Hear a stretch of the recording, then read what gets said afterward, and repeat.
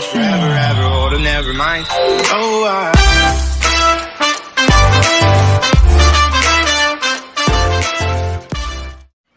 Alright, so welcome back to another brand new video. And para sa video na ito, tungkol to kay Tecno Pova 6 Neo. Meron akong natuklasan sa kanya na for sure hindi nyo pa alam to.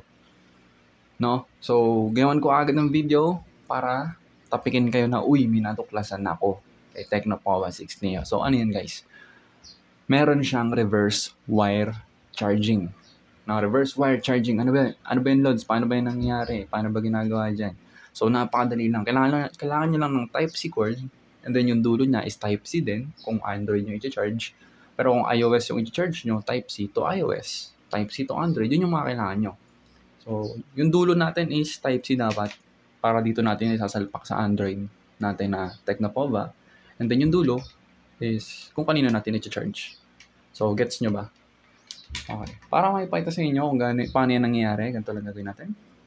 By the way, charger to ng iPhone ko guys. Ayun yung charger ng iPhone ko to. Type-C to iOS. And then naisipan ko lang, try ko nga. Kasi si itel P55 5G may reverse wire charging siya.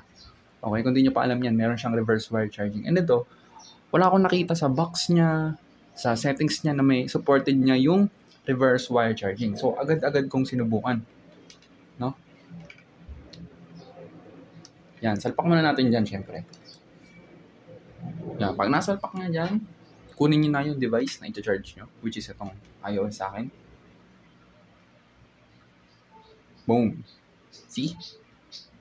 Nag-charge. Okay. So, reverse wire charging kay Tecno Pova 6 Neo. Ang ganda nun guys, kasi 7,000 mAh yung battery nito. Ang kunat niya, di ba? Ang taas ng battery niya. Ang taas ng battery niya, tapos supported niya pa pala yung reverse wire charging, no? So, wala na.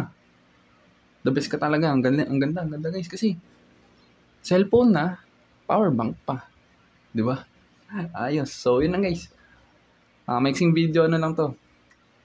Basta yun. Maraming salamat sa panonood. Kung nagustuhan nyo tong video, please leave a like and subscribe na rin kayo guys. I'll see you guys next time.